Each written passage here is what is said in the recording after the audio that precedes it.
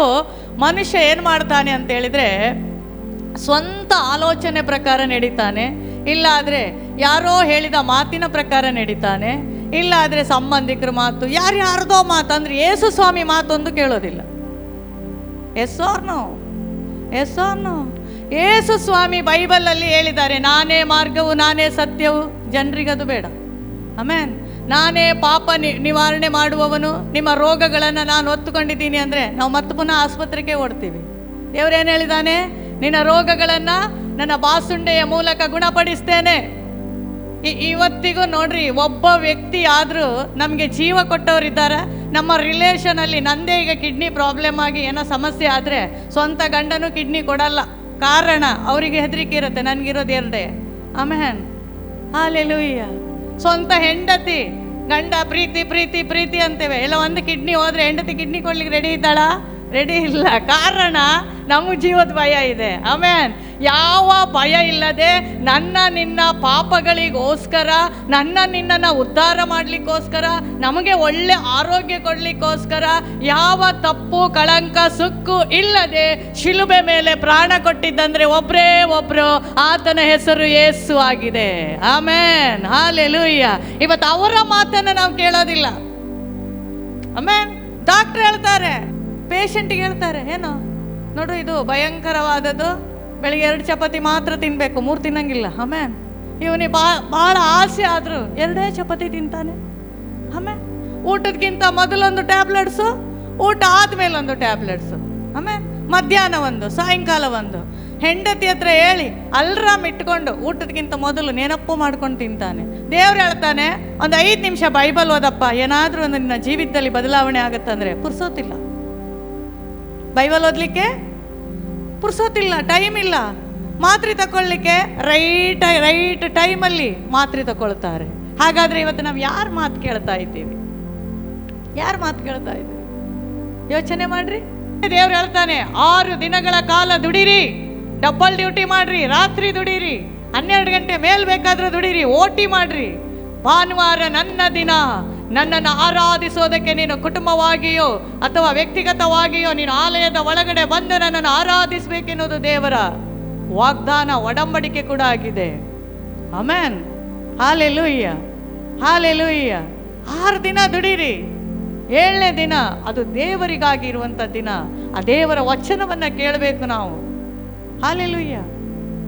ನಾವು ಸತ್ಯವೇದಕ್ಕೆ ಬಂದಾಗ ಅನೇಕ ಘಟನೆಗಳನ್ನು ನಾವು ನೋಡ್ತೇವೆ. ಅನೇಕ ಘಟನೆಗಳು. ಸ್ವಂತ ಆಲೋಚನೆಯಿಂದ ಹೋದ ಜನರಿದ್ದಾರೆ ಸತ್ಯವೇದದಲ್ಲಿ, ದೇವರ ಮಾತು ಕೇಳ್ಕೊಂಡು ಹೋದವರಿದ್ದಾರೆ, ಮನುಷ್ಯರ ಮಾತು ಕೇಳಿ ಒಳ್ಳೆಯದಾದವರು ಹಾಳಾದವರು ಇದರಲ್ಲಿ ನೋಡಿ, ಇದರಲ್ಲಿ ಈ ಸತ್ಯವೇದ ಬೈಬಲಲ್ಲಿ ಬರೆದಿರೋದು ಇವತ್ತು ಜನ ಆಚರಿಸುತ್ತಿರುವ ಎಲ್ಲ ಕಾರ್ಯಗಳು ಈ ಬೈಬಲಲ್ಲಿದೆ. ಈವನ್ ಪೊಲೀಸ್ ಸ್ಟೇಷನ್ ಅದು ಎಲ್ಲಿಂದ ಬಂತು? ಬೈಬಲಿಂದ. ಇವನ್ ಕೋರ್ಟ್ ಎಲ್ಲಿಂದ ಬಂತು? ಬೈಬಲಿಂದ. ಆಮೆನ್. ಮದುವೆ ಎಲ್ಲಿಂದ ಬಂತು? ಸತ್ಯವೇದದಿಂದ. ಆಮೆನ್. ಕುಟುಂಬ ಎಲ್ಲಿಂದ ಬಂತು? ಸತ್ಯವೇದದಿಂದ. ಕೆಲಸ ಎಲ್ಲಿಂದ? ಕೆಲಸದ ಜೀವನ ಎಲ್ಲಿಂದ ಬಂತು? ಸತ್ಯವೇದದಿಂದ. ಹಗಲು ದುಡಿಬೇಕು, ರಾತ್ರಿ ಮಲಗಬೇಕು, ಎಲ್ಲಿದೆ ವಾಕ್ಯ? ಸತ್ಯವೇದದಲ್ಲಿದೆ. ಆಮೆನ್. ದೇವ್ರು ಹೇಳ್ತಾನೆ, ಹಗಲು ನಿನ್ನ ಕೊಟ್ಟಿದ್ದೀನಿ, ನೀನು ಎಲ್ಲ ಕೆಲಸ ಕಾರ್ಯ ಮಾಡಿ 6-7 ಗಂಟೆಗೆ ಒಳಗೆ ಹೋಗ್ಬೇಕು, ಪ್ರಾಣಿಗಳು ಹೊರಗೆ ಹೋಗ್ಬೇಕು. ಈಗ ಉಲ್ಟಾಗಿದೆ 2025ರಲ್ಲಿ. ಪ್ರಾಣಿಗಳೆಲ್ಲ ಹಗಲು ತಿರುಗ್ತವೆ, ಜನರೆಲ್ಲ ರಾತ್ರಿ ತಿರುಗ್ತಾರೆ. ವ್ಯತ್ಯಾಸ ಆಗಿದೆಯಾ? ಆಗಿದೆಯಾ ಇಲ್ವಾ? ಆದರೆ ಸತ್ಯವೇದದಲ್ಲಿ ವಾಕ್ಯ ಇದೆ. ಅರಣ್ಯ ಕಾಂಡದಲ್ಲಿ ದೇವರು ಹೀಗೆ ಬರೀತಾರೆ, ಮನುಷ್ಯ ತೆಗಿಬಿಡ್ರಿ, ಇಲ್ಲಿ ನೋಡ್ರಿ, ಮನುಷ್ಯ ನೀನೇನು ಮಾಡಬೇಕು? ಹಗಲೆಲ್ಲ ದುಡ್ದು ಸಂಪಾದನೆ ಮಾಡಿ ಅವನ್ನೆಲ್ಲ ತಂದು ಮನೆಯಲ್ಲಿ ಹೆಂಡತಿ ಮಕ್ಕಳು ತಂದೆ ತಾಯಿಯೊಟ್ಟಿಗೆ ಚೆನ್ನಾಗಿ ಸುಖವಾಗಿ ಇದ್ದು, ರಾತ್ರಿ ಮರುದಿನದ ಕೆಲಸಕ್ಕಾಗಿ ರಾತ್ರಿ ತಿಂದು ಉಂಡು ಸುಖವಾಗಿ ನಿದ್ರೆ ಮಾಡು. ಆ ಟೈಮಲ್ಲಿ ದೇವರು ಹೇಳ್ತಾನೆ ಎಲ್ಲ ಪ್ರಾಣಿಗಳಿಗೆ ಸ್ವಾತಂತ್ರ್ಯ ಕೊಟ್ಟಿದ್ದಾರೆ.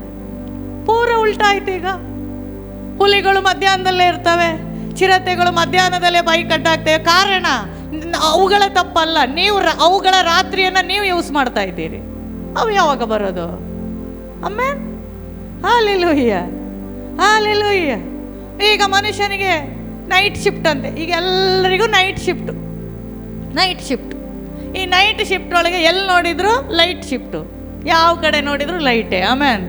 ಎಲ್ಲ ಒಂದು ಸಿಂಹ ಪಾಪ, ಅದು ಭಾಳ ವನವಿಹಾರಕ್ಕೆ ಬರೋದೇ ರಾತ್ರಿ. ಅದು ಸಿಂಹ ಹುಲಿಗಳೆಲ್ಲ ಅವುಗಳು ಬರುವಾಗ ಇವ ಕಾರ್ ಲೈಟ್ ಹಾಕೊಂಡು ಹೋಗೋದು, ಬೈಕ್ ಲೈಟ್ ಹಾಕೊಂಡು ಹೋಗೋದು, ಅವು ಎಲ್ಲಿ ವಾಸ ಮಾಡೋದು? ಅವೇನು ಮಾಡ್ತವೆ? ಈ ಜನರ ರಗಳೇನೆ ಬೇಡ ಅಂತೇಳಿ ರಾತ್ರಿ ಅವುಗಳು ನಿದ್ದೆ ಮಾಡ್ತವೆ, ಹಗಲಿಗೆ ಅವು ಬರ್ತವೆ. ಈಗ ದೇವ್ರ ಮಾತು ಉಲ್ಟಾ ಆಯ್ತಾ ಸರಿ ಆಯ್ತಾ? ಉಲ್ಟಾ. ನಾವೆಲ್ಲ ಉಲ್ಟಾ ಮಾಡೋದ್ರಿಂದನೇ ನಾವು ಈ ಕಷ್ಟವನ್ನು ಅನುಭವಿಸ್ತಾ ಇರೋದು. ಆಮೇಲೆ ಹಾಲೆಲೂಯ್ಯ. ಮುಂದಿನ ದೇವ್ರು ನೋಡ್ತಾರೆ. ಇವತ್ತು ದೇವ್ರು ನಮಗೆ ಆಯುಷ್ ಕೊಟ್ಟಿದ್ದಾರೆ. ಯಾರಿಗೊತ್ತು ಸಾಯಂಕಾಲದೊಳಗೆ ನಮ್ಮ ಪ್ರಾಣ ಏನು, ದೇವ್ರು ನಮ್ಮ ಮೇಲೆ ಚಿತ್ತ ಏನು ನಮಗೆ ಗೊತ್ತಿಲ್ಲ. ಹಾಗಾಗಿ ಇರುವಷ್ಟು ದಿನಗಳ ಕಾಲ ನಾವು ಸಂತೋಷವಾಗಿ ದೇವರ ಮುಂದೆ ನಾವು ಒಪ್ಪಿಸಿಕೊಂಡು ನಾಳೆದ್ದು ದೇವ್ರು ನೋಡ್ತಾರೆ. ಆಮೇಲೆ ನಮ್ಮನ್ನು ಸೃಷ್ಟಿ ಮಾಡ್ಲಿಕ್ಕೆ ಗೊತ್ತಿದೆ, ನಮ್ಮನ್ನು ಬೆಳೆಸಕ್ಕೆ ಗೊತ್ತಿಲ್ವಾ? ಗೊತ್ತಿದೆ ಇಲ್ವಾ?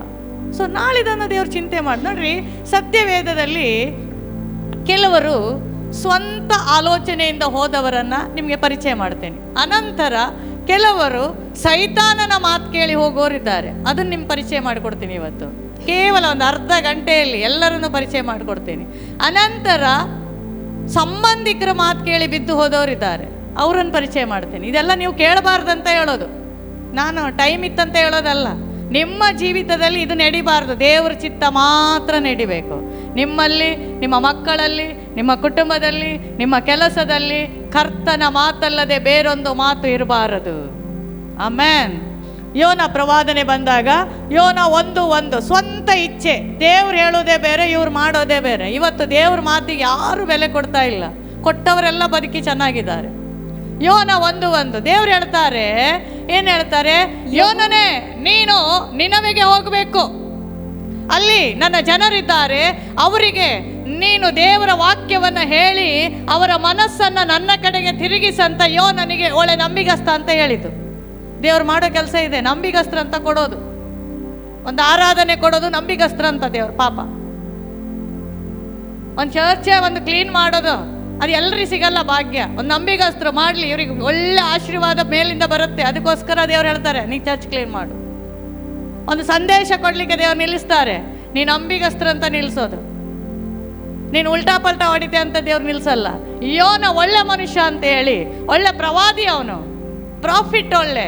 ಅವನಿಗೆ ಹೇಳ್ತಾರೆ ದೇವರು, ನೀನು ನಿನವೆಗೆ ಹೋಗಿ ನನ್ನ ಸುವಾರ್ತೆಯನ್ನ ಸಾರಿ ಜನರನ್ನ ನನ್ನ ಕಡೆಗೆ ನೀನು ತಿರುಗಿಸ ಅಂತ ಹೇಳಿದ್ರೆ, ಈ ಮನುಷ್ಯ ಏನ್ ಮಾಡಿದ್ದು? ತಾರ್ಸಿಸಿಗೆ ಹೋಗಿದ್ದು. ಓದ್ರಿ ವಾಕ್ಯ ಓದ್ರಿ, ನಾ ಹೇಳಿದಲ್ಲ, ಬೈಬಲ್ ಹೇಳ್ತಾ ಇರೋದಾ? ಓದ್ರಿ. ಯೆಹೋವನು ಅಮಿತ್ತೆಯ ಮಗನಾದ ಯೋನನಿಗೆ ನೀನೆದ್ದು ಆ ದೊಡ್ಡ ಪಟ್ಟಣವಾದ ನಿನೆವೆಗೆ ಹೋಗಿ ಗಟ್ಟಿಯಾಗಿ ಕೂಗುತ್ತಾ ಅದನ್ನು ಖಂಡಿಸು. ಅದರ ನಿವಾಸಿಗಳ ದುಷ್ಟತನವು ನನ್ನ ಸನ್ನಿಧಿ ಮುಟ್ಟಿದೆ ಎಂದು ಅಪ್ಪಣೆ ಮಾಡಿದನು. ಆದರೆ ಯೋನನು ಯೆಹೋವನ ಸನ್ನಿಧಿಗೆ ತಪ್ಪಿಸಿಕೊಳ್ಳುವ ಹಾಗೆ ತಾರ್ಷೀಷಿಗೆ ಓಡಿ ಹೋಗಬೇಕೆಂದು ಹೊರಟು ಯೊಪ್ಪಕ್ಕೆ ಇಳಿದು ಅಲ್ಲಿ ತಾರ್ಷೀಷಿಗೆ ತೆರಳುವ ಹಡಗನ್ನು ಕಂಡು ಬಾಡಿಗೆ ಕೊಟ್ಟು ಯೆಹೋವನ ಸನ್ನಿಧಿಯಿಂದ ತಾರ್ಷೀಷಿಗೆ ಪ್ರಯಾಣ ಮಾಡಬೇಕು. ದೇವ್ರು ಹೇಳ್ದ ನಿನಗೆ ಎಲ್ಲೋಗಂತ, ಇಂತಲ್ಲಿಗೆ ಹೋಗು, ನಿನಗೆ ಒಳ್ಳೇದಾಗತ್ತೆ ಅಂತ ಹೇಳ್ದ ದೇವ್ರು. ಇವ ಎಲ್ಲಿಗೆ ಹೋದ? ಯಪ್ಪ ನಾವು ದೇವ್ರ ಮಾತೆ ಕೇಳಲ್ಲ ರೀ. ಇವನು ಸ್ವಂತ ಬಾಡಿಗೆ ಕೊಟ್ಟು ನಿನವೆಗೆ ಹೋಗಿದ್ರೆ ಎಲ್ಲ ಖರ್ಚು ವೆಚ್ಚ ದೇವ್ರೇ ನೋಡ್ಕೊಳ್ಳೋ. ಆಮೇಲೆ ಯೋನನ್ ಏನು ಮಾಡ್ತಾನೆ? ತಾರ್ಷೀಷಿಗೆ ಇಳಿದು ಹೋದಾಗ, ತಾರ್ಷೀಷಿಗೆ ಹೋಗುವಾಗ ಏನಾಯ್ತು ಗೊತ್ತಾ? ದೇವ್ರು ಹೇಳಿದ ಮಾತು ಕೇಳದೆ ನಿನ್ನ ಇಚ್ಛೆ ಪ್ರಕಾರ ಹೋದ್ರೆ ನಿನ್ನ ಹಡಗು ಮುಳುಗಿ ಹೋಗುತ್ತೆ. ನೆನ್ಪಿಟ್ಕೊಳ್ರಿ, ಇವನ ಹಡಗು ಮುಳುಗ್ಲಿಕ್ಕೆ ಪ್ರಾರಂಭವಾಯಿತು. ಇವನು ಒಬ್ಬನ ದೆಸೆಯಿಂದ ಹಡಗಿನಲ್ಲಿರುವವರೆಲ್ಲ ಕಷ್ಟಕ್ಕೊಳಗಾಗಿದ್ದಾರೆ. ಈಗ ಇವ ಯಾರ ಮಾತು ಕೇಳದೆ ಹೋಗಿದ್ದು? ದೇವರ ಮಾತನ್ನ ಕೇಳದೆ ಇವನು ಹೋದಾಗ ಏನಾಯ್ತು? ಹಡಗು ಮುಳುಗಲಿಕ್ಕೆ ಸ್ಟಾರ್ಟ್ ಆದಾಗ ಜನರಿಗೆ ಶಾಕ್ ಆಯ್ತು. ಜನರು ಹೇಳ್ತಾರೆ, ಅಲ್ಲ ನಮ್ಮ ಹಡಗು ಮುಳುಗ್ತಾ ಇದೆ, ಏನ್ ಮಾಡೋಣ ಅಂತ ಕೇಳ್ತಾರೆ. ಆಗ ಯೋನನಿಗೆ ನೀನು ಯಾವ ದೇಶದ? 9ನೇ ವಾಕ್ಯ ಕೇಳ್ತಾರೆ. 9ನೇ ವಾಕ್ಯದಲ್ಲಿ ಹೀಗೆ ಬರೆಯಲ್ಪಟ್ಟಿದೆ, ಈಗ ಅವನು ಬಾಡಿಗೆ ಸ್ವತಃ ಅವನೇ ಕೊಟ್ಟು ಹತ್ತಿದ್ದು ಈಗ ಹಡಗು. ಎಲ್ಲಿಗೆ ಹೋಗ್ಲಿಕ್ಕೆ? ತಾರ್ಷೀಷಿಗೆ. ದೇವ್ರು ಎಲ್ಲಿಗೆ ಹೋಗ್ಲಿಕ್ಕೆ ಹೇಳಿದ್ದು? ನಿನವೆಗೆ. ಸ್ವಂತ ಆಲೋಚನೆ. ಏನಾದ್ರೂ ನೀನು ಸ್ವಂತ ಆಲೋಚನೆ ಮಾಡಿ ಹೋದಿಯಾ, ನಿನ್ನ ಹಡಗು ಮುಳುಗ್ಲಿಕ್ಕೆ ಪ್ರಾರಂಭವಾಗತ್ತೆ. ಈ ಬೆಳಗಿನ ಜಾವದಲ್ಲಿ ಕೂಗಿ ಹೇಳ್ತೇನೆ, ದೇವರ ಮಾತಿಗೆ ನೀನು ವಿಧೇಯನಾಗಬೇಕು, ದೇವರ ದರ್ಶನಕ್ಕೆ ನೀನು ವಿಧೇಯನಾಗಬೇಕು, ದೇವರ ಶಬ್ದಕ್ಕೆ ನೀನು ವಿಧೇಯನಾಗಬೇಕು, ದೇವರ ವಾಕ್ಯಕ್ಕೆ ನೀನು ವಿಧೇಯರಾಗಬೇಕು.